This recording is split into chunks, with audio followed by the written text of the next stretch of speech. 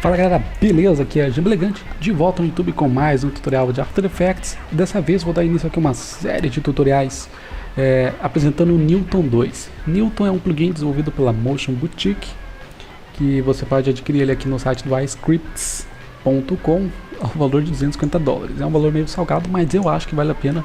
É um plugin muito bacana, porque o que você consegue fazer com ele? Você consegue fazer simulações dinâmicas, né? Você consegue fazer um objeto bater no outro, um objeto repelir o outro, criar vários eventos para que gere simulações dinâmicas e você coloque e incorpore dentro do seu Motion Graphics, né? Então, vamos lá para o After Effects. E o meu objetivo aqui nessa primeira aula é realmente fazer uma introdução ao plugin e nas próximas aulas trazer exemplos práticos mesmo assim de como que a gente pode utilizar o Newton no nosso dia a dia de trabalho.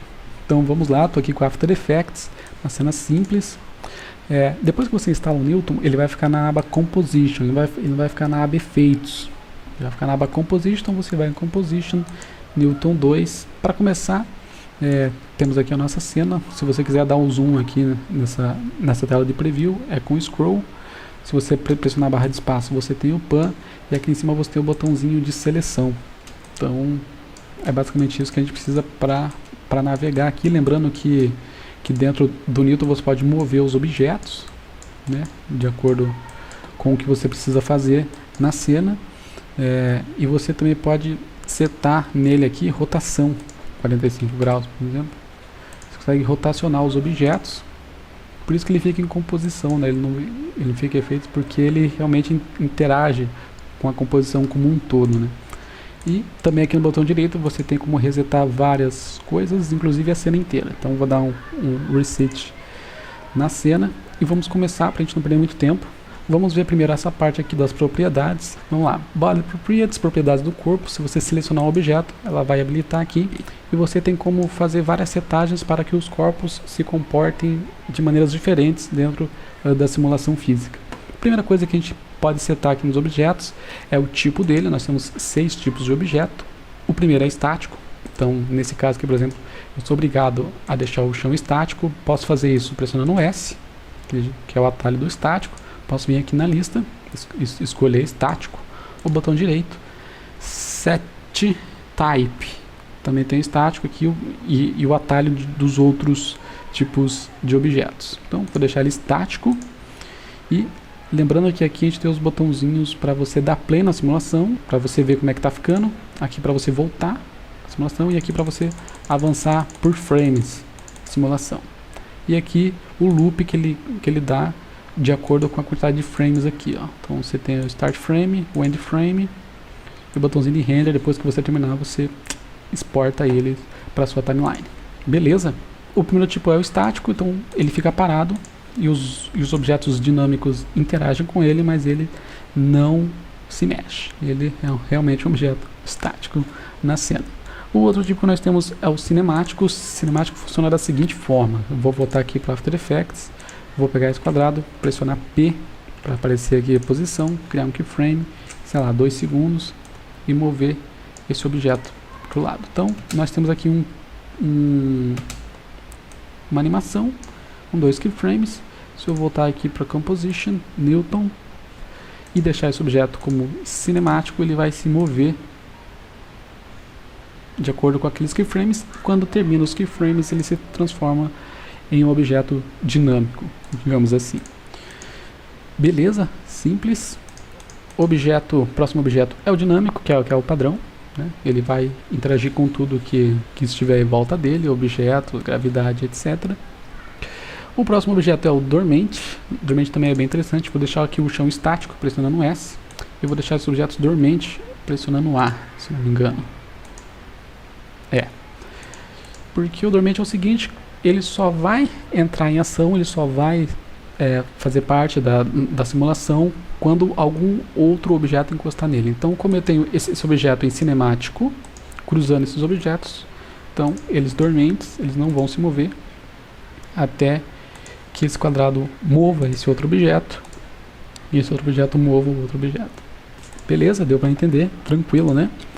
O próximo objeto é o iMagick, que o iMagick, como é que ele funciona? Assim, ele cria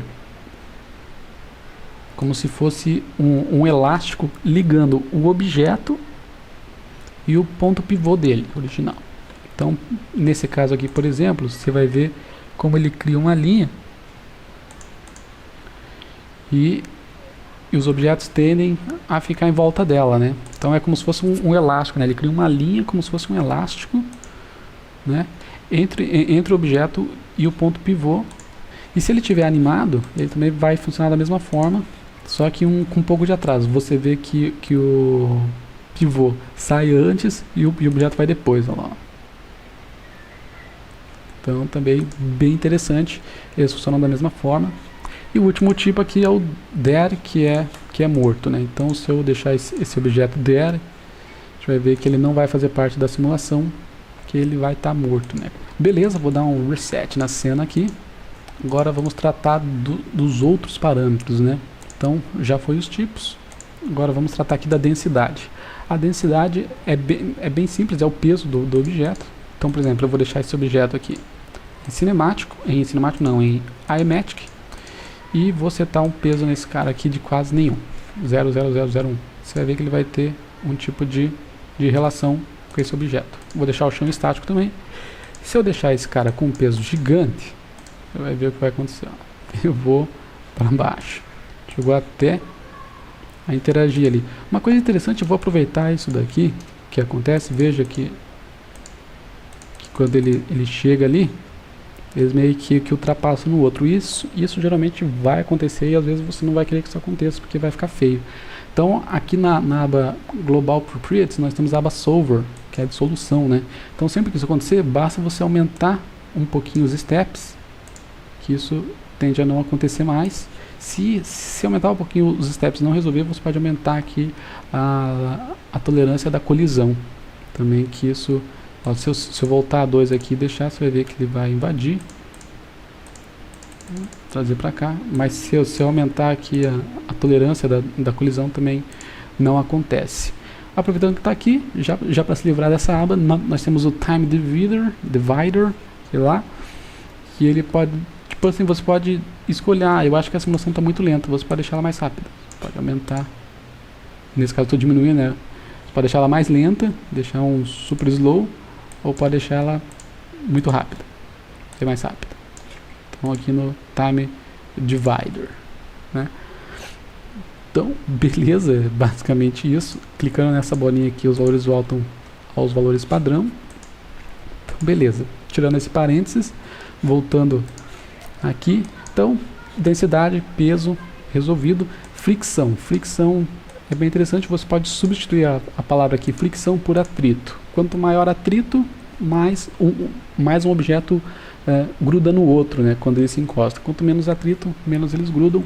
Um exemplo bacana que eu vou dar aqui é setar uma rotação para esse chão, 5 graus, e eu vou deixar esse quadrado com nenhuma fricção e esse pentágono com um bounce baixo e muita fricção.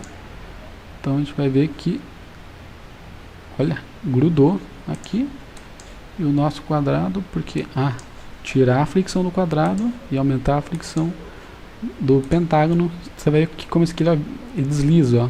Ele não gruda no chão. Esse aqui ele já gruda, até dificulta ali o quadrado seguir teu caminho, ó. Até venceu do quadrado. Se eu inverter, vai dar a mesma coisa, ó. Deixo a fricção do pentágono 0 e aumento a fricção do cubo. O cubo aqui, ao cair, ele prende, e esse aqui, ó, desliza, porque não há atrito, certo? Então, simples também esse parâmetro. Bounciness refere-se ao kick, podemos usar essa palavra, porque um objeto, quando bate no outro, ele cria uma ação, só que esse objeto devolve, né? Por exemplo, o chão aqui, ele vai devolver essa ação com uma reação.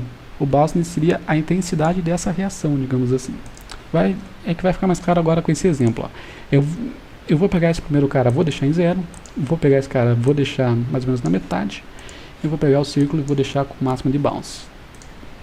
Então você vê como ação e reação desse cara é uma, desse cara é outra, e desse cara é quase infinita, porque ele tem muito bounce. Então, ele tem muito kick nele, certo? Então, aqui a cor, você consegue selecionar objetos e mudar a cor deles para você fazer uma organização. Por exemplo, eu quero selecionar só os objetos amarelos, tem aqui essa opção de seleção por cor, né? Botão direito, Select Bodies, Same Color. Então, mesmas cores. Isso ajuda às vezes quando tem muitos objetos na cena. Beleza, passando isso, Mesh Precision. Para eu explicar isso aqui, eu vou ter que fazer um desenho aqui. Vou criar um novo sólido, Ctrl Y. E vou fazer um desenho que não é uma forma básica. Sei lá, fazer uma elipse aqui. Então, eu tenho esse objeto. Vou deixar o centro aqui nele. Se eu for ali no Newton, a gente vai ver que ele não vai estar daquela forma. Ele vai estar bem mais rústico, né? O Mesh Precision é isso. Você aumenta a precisão do mesh, né? Da malha ali, daquele desenho. Você também pode usar aqui no Advanced e habilitar esse Use Convex Rule, que ele vai também dar uma otimizada maior ainda nesses cantos. Quanto maior também o número que você deixar aqui, melhor vai ser, né, a interpretação, né, do software na simulação, porém fica mais pesado também. Se você tiver muitos objetos com muito Mesh Precision, ele vai ficar uma simulação mais lenta. Padrão, podemos já eliminar esse objeto, que foi só para mostrar ali a funcionalidade do Mesh Precision. E você usa muito o Mesh Precision com textos, né? Às vezes você vai usar o texto ali, você converte ele em máscaras, importa, por exemplo, você pega um R, um B que tem bastante curva, você tem que dar um pouquinho mais de Mesh Precision neles. Beleza? Velocidade da magnitude. A magnitude aqui no global é a gravidade, basicamente. É a força da gravidade, fica em 10 e a direção em 90 graus. Você pode mudar a direção aqui. Você também tem essa ferramenta aqui que você pega esse gráfico e joga aqui na tela. Você pode mirar com mais precisão aqui a direção que você quer que a gravidade atue. Por exemplo, deixar assim, os objetos não vão para o chão, né? Eles vão para a esquerda. E aqui esse círculo é a intensidade, né? Se eu deixar aqui bem pequenininho, você vai ver que eles vão sair bem devagarzinho, porque a gravidade está baixa. Então, quanto maior a gravidade, também maior a força de atração, maior a velocidade que os corpos ganham. Voltar aqui aos valores padrão, posso desligar esse cara. Para desligar ele, na verdade, você tem que selecionar uma outra ferramenta. Então foi. E o que acontece aqui nessa velocidade da magnitude e da velocidade da direção? Você consegue setar esses valores aqui individualmente nos objetos. Porque assim, ele vai ter esse 10 de magnitude, só que você pode aumentar isso. Pode deixar uma magnitude um pouco maior. Nesse caso eu quero que ele venha para baixo, eu tenho que também mudar a direção aqui para 90, para ficar igual a direção do global. Então você vai ver que como esse objeto ele vai chegar mais rápido que os outros, porque ele está com uma velocidade maior da gravidade dele que os outros objetos não têm. Às vezes isso também é muito importante, precisa ter essas individualidades dentro da nossa simulação. Beleza? Então, voltando aqui aos padrões, velocidade angular seria como se fosse um spin no particular. Você vai deixar as partículas rotacionando. Aqui é a mesma coisa, você coloca uma velocidade angular e os objetos vão rotacionar aí de acordo com essa velocidade do ângulo, né? E agora tem aqui esses 3 dampings. Os damping você pode substituir essa palavra por amortecimento, então ele vai desacelerar as coisas. Então aqui a gente tem esse linear damp, que é o modo que como os objetos caem. Se eu deixar assim, você vê que esses 3 objetos caem ao mesmo tempo. Mas se eu pegar esse quadrado e deixar o linear damp dele alto, você vai ver que ele vai demorar mais para descer, porque ele está com esse amortecimento, com essa desaceleração, com essa suavização, né? E a mesma coisa aqui para a velocidade angular. Se eu deixar aqui uma velocidade angular nesse quadrado, ele vai chegar girando, né? E se eu aumentar o angular damping, ele vai parando de girar ao chegar, certo? E o iMagick Damp é a mesma coisa, só que com relação àquele elástico, né? Aquela linha elástica, que se você aumentar o damping, ele não vai ter um movimento tão abrupto ao sair e ao voltar. E a tensão aqui do iMagick é quanta tensão tem a cordinha, né? Entre aspas. Por exemplo, se eu deixar sem tensão nenhuma aqui, ó, você vai ver que não volta nada, né? fica uma corda muito frouxa. Se eu aumentar, ele quase não se mexe. Então, fica aqui o Aematic Damping Intention. É muito simples, é muito fácil. Beleza? Então, a gente terminou aqui essa parte do geral. Então, agora vamos aqui para a aba Advanced, que é bem rapidinha também. A gente tem aqui o Collision Group. Então, grupos de colisão, né? Vou dar um reset na cena inteira. E vamos lá. Estático no chão. Eu posso pedir o seguinte. Eu estou ali com os keyframes ainda. Eu posso falar para esse cara ser um cinematic, né? Então ele vai interagir com todos os objetos da cena. Porém, se eu não quiser que ele interaja com esse objeto, porque note que ele está interagindo, eu posso simplesmente vir nesse cara e falar, ele é o grupo B e esse cara é o grupo A. Então, eu não quero que todos os objetos do grupo A interajam com objetos do grupo B. Então, eu desmarco o grupo B. Você vai ver que ele não interage. Se eu deixar estático, você vê que estático não conta. Se eu deixar aqui um Aematic, você vai ver que ele não vai interagir com aquele objeto. Vou deixar esse cara dormente, ele só vai interagir com o círculo. Então, essas funções do grupo também é bem interessante. Temos aqui a escala da gravidade, você pode aumentar ou diminuir a gravidade. Eu raramente uso esse cara aqui. A gente já falou desse cara e tem o magnetismo. O magnetismo também é bem interessante. Eu vou deixar esse losango, esse pentágono em estático e esses caras aqui em Aematic. A gente sente bastante aqui. Eu vou deixar aqui a tensão da cordinha deles meio baixa. Ah, só que esse cara aqui não vale, então deixa quieto. Deixar ele estático também. Vamos trabalhar só com esses dois aqui. O magnetismo, ele é um ímã. Simplesmente assim. Eu posso dizer que eu quero um ímã que atraia ou um ímã que expulse. Nesse caso, eu vou botar aqui a atração. E aqui eu tenho a força dessa atração e o raio que ela vai atuar. Então, se eu deixar aqui sem força nenhuma, o objeto vai cair, não vai se mover, não vai ter interação nenhuma. Conforme eu for aumentando, você vai ver que a linha aqui já vai puxando mais, ó. Posso deixar no máximo aqui, lembrando que praticamente todos esses números aqui eles não são rígidos a essa barrinha. Você pode vir aqui e botar um 5 aqui, ó. Tá atraindo, ó. Traiu, que agora a força ficou muito mais forte do que o peso desse círculo. Beleza? E repulsão a mesma coisa, ele vai expulsar, né, os objetos dele, né? Então, muito simples, muito fácil. Beleza? Vou dar um reset de novo aqui agora para a gente falar dos joints. Os joints aqui nós temos 4 tipos de joints, que são o distance, o pivô, o pistão e a mola, aqui o spring. Então, como é que eles funcionam? Vou deixar o chão estático, pegar esses 3 objetos aqui e vou fazer o seguinte, eu vou ligar esses 3 objetos com distance. Então, você tem um ponto pivô, por exemplo, vou deixar esse círculo aqui, esse pentágono aqui em cima e descer esses 2 objetos e vou deixar ele como estático. Vou deixar eles aqui do lado, primeiramente. Então, esse objeto ele vai estar linkado a esse objeto a partir desse ponto pivô ali. Então, eles vão rotacionar e interagir pendurados nesse ponto pivô. Beleza? Se eu deixar esse cara estático e esse cara dinâmico, eles dois, esse cara vai interagir com esse pivô e esse pivô com esse e assim sucessivamente. E aqui nós temos as propriedades, a gente pode selecionar um ou vários e mudar aqui, ó. Nós temos a tensão, vou deixar o valor bem baixo, olha como ele estica. Então está com baixa tensão, e como está escrito aqui, o valor 0 é um valor automático da tensão e o damping seria a aceleração e o amortecimento. Então, fechou. Reset scene.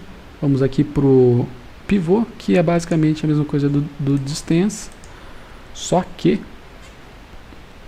por exemplo, eu vou ligar esses dois aqui por pivô, ao invés desse objeto se ligar a esse objeto e vice-versa pelo ponto pivô, ele tem um ponto médio aqui, que é o ponto pivô propriamente dito. Então, se eu deixar esse cara estático, você vê que ele vai girar a partir desse ponto pivô e não a partir do objeto em si. Posso aumentar aqui a distância e ligar esses dois por distance. Então a gente vai ter aqui uma relação de força bem interessante. E outra coisa bacana que tem o pivô é o motor. Então a gente seleciona aqui o pivô, que ele fica vermelhinho aqui. Então você pode, e você pode também limitar a angulação. Aqui em cima não vai fazer tanta diferença, porque ele não dobra para cima, mas ele dobra para baixo. Aqui no upper angle você pode falar, você vai dobrar até aqui. Daqui você não passa. Então você vê que há ali uma relação, parou ali. Então vamos zerar aqui, deixar 100 e vamos ligar o motor.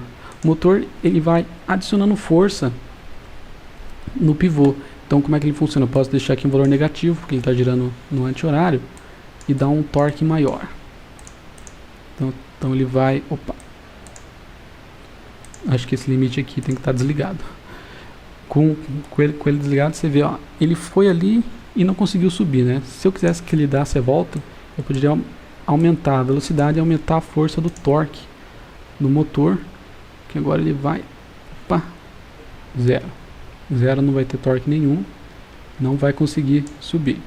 Com 100 de torque, ele já quase conseguiu, a bolinha não deixou. Então se eu deixar aqui, sei lá, 200, ele já vai conseguir girar, daí ele não vai parar mais, vai ganhar força e vai ficar assim para sempre, com essa forcinha aqui do motor, se precisar fazer ele dar um giro a mais, né? Então agora vamos falar do pistão. O pistão é bem bacana. Vou selecionar os dois aqui, vou adicionar um pistão entre eles, clicando aqui nessa anchor point, que você pode mover aqui o ponto pivô de qualquer joint. Então, por exemplo, nesse caso aqui é a direção do pistão. O pistão ele vai fazer o que? Ele vai querer unir os objetos. Então eu vou dar um play aqui. Por exemplo, eu tenho esse pistão, vou habilitar um motor nele. Você vê como eles tentam se puxar, né? Deixa eu selecionar aqui. A intenção é sempre puxar o outro. Se eu deixar, por exemplo, aqui estáticos, esse aqui ativo, aqui ele puxa. Se eu ligar esses dois aqui com um distance, ele funciona bem como um pistão mesmo, Então isso também às vezes é interessante. Lembrando, né, que sempre a gente tem aqui o motorzinho que nos ajuda, coloca mais potência, né, mais torque. Você também pode mudar aqui a direção do pistão. Se eu jogar para cá, você vê que ele vai querer afastar os objetos de acordo, né, com essa direção. Se deixar um pouquinho mais alto aqui, ele vai jogar uma certa angulação. E você tem aqui sempre os limites. Você pode também setar até onde ele pode ir. Você vê que nasce aqui uns pontinhos. Você clica e solta, e você pode aumentar e diminuir aqui o limite do pistão, da translação do pistão. Se deixar, por exemplo, aqui em 1000, ele não vai passar. Deixa eu jogar para cá. Tem aqui os limitadores, que ele não vai passar desse último ponto limite, porque se você deixar sem limite, ele vai embora. E por último aqui, deixa eu eliminar esses caras aqui, dar um reset na cena. Nós vamos ver aqui o spring, que ele liga os objetos por molas, né? Então por exemplo, se deixar um assim e um assim, esse cara estático cair, eles são ligados por molas, né, por springs. E selecionando essas springs, nós podemos colocar aqui springness, o quanto que ela vai ter de, digamos, de molacidade, de elasticidade entre elas. O damping, que seria o amortecimento, né, na hora de um encostar no outro, né, de um se aproximar do outro. E esse desired length, sei lá, que seria a potência ali, né? Se eu deixar aqui um pouquinho menor, vê que ela não vai ter uma ação tão ríspida. Se eu deixar aqui gigante, ela vai ter aqui uma ação diferente, né? Uma ação de afastar mais. É como se você deixasse a mola esticada, né? como se você esticasse a mola ali, a tensão dela. Beleza? Então, galera, basicamente isso. A única coisa que falta de fato aqui eu explicar é como exportar uma simulação. E esse carinha aqui, como esse cara a gente já viu que é a gravidade, esse aqui seria vamos ver o nome que eles estão aqui, a velocidade 2. Então tá, esse aqui seria esses dois valores aqui, ó, que você pode individualizar. Então eu posso fazer com que esse cara inicie indo para lá, depois ele volte, né? No caso aqui dos joints. Então você pode mirar como se fosse um Angry Birds. Por exemplo, eu vou eliminar esses dois caras aqui. Eu quero que esse círculo faça esse movimento aqui. Então ele mira aqui, do jeito que quer, tira aqui um objeto de cima, ele vai subir e vai cair mais ou menos aqui, que foi onde eu mirei, né? Que é muito útil, muito bacana. E beleza, depois que você tem aqui a sua simulação, não vou usar essa simulação, vamos colocar uma parada aqui, ó. Depois que, por exemplo, você tem essa aqui simulação, ficou satisfeito com ela, você vê aqui quantos frames usou, mais ou menos 200, coloca aqui o início do frame e o frame que termina, no caso aqui 200. Aí você pode escolher se você vai criar uma nova composição, ele vai duplicar a composição e levar essa simulação, e se você vai habilitar um motion blur nesses layers. Eu sempre ligo esse cara e desligo esse cara, e dou um render. E quando vir aqui para o nosso timeline, a gente vai ter aqui os keyframes dessa simulação. Essa aqui é a introdução do Newton. Eu vou aqui fazer só um exemplo rápido para a gente finalizar bem aqui. A aula já está longa. Vou aqui em Composition Newton, essa cena clássica do dominó, né? Posso pegar essa bolinha, vou deixar ela dinâmica. Essa aqui eu vou deixar estático. O chão também ficará estático. E esses caras terão um peso um pouquinho maior e um bounce neles um pouquinho maior. Um pouco menos de fricção. Essa bolinha aqui, um pouco mais de fricção, um pouco mais de peso, um pouco menos de bounce. Você dá um play, a bolinha vai bater ali, vai bater nesse cara. Não deu muito certo, por quê? Porque esses caras estão muito leves, vai ficar um pouquinho mais pesado. Já ficou um pouquinho melhor. Vou diminuir a fricção da bolinha, diminuir o bounce dela e diminuir também um pouquinho o peso, para ela meio que bater e voltar. Na verdade acho que tem que aumentar o bounceness, aumentar o bounceness. Ó, assim ficou melhor. Então 200 frames de novo, bota aqui 200 e manda exportar. A gente tem aqui a nossa ceninha do dominó feita, muito rapidinho. Já está aqui na composição. E o Newton é basicamente isso, né?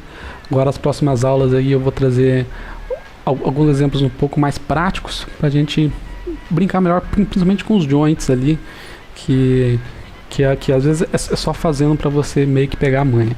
Beleza, galera? Então agradeço aí a audiência. Se você gostou, deixa um like, se inscreva no canal para não perder os próximos vídeos e nos vemos daqui uma semana. Beleza? Então, falou, galera, um abraço. Fui!